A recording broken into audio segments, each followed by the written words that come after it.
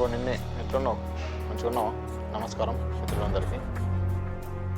Friends, మనం ఇప్పుడు ఖమ్మంలో, అక్కడ విజయవాడలో వర్షానికి బాగా వరద వచ్చింది కదా.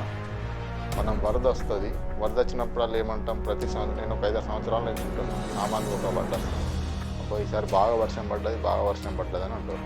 కానీ బాగా వర్షం పడదు కాదు, ఎప్పుడైనా వర్షం అంతే పడుతుంది. కానీ మనము మన యొక్క చుట్టుపక్కల పరిసరాలను మనము డెవలప్మెంట్ చేసుకుంటూ ప్రకృతికి విరుద్ధంగా చేస్తున్నాం కాబట్టి తక్కువ వర్షము ఒక 2-3 రోజులు, వారం రోజులు పడ్డా కానీ మనకు ఎక్కువ వర్షంలాగా అనిపిస్తుంది.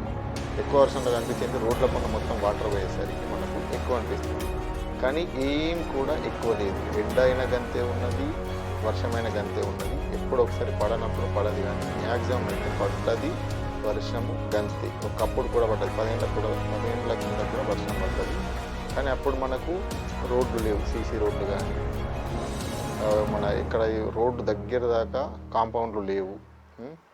అప్పుడు ఎట్లుండే, అప్పుడు పెంటలు ప్రతి ఒక్కటి ఉండు, మనకు నీళ్ళని నిండిపోయినాయి. భూమి ఉండే అప్పుడు ఎక్కువ.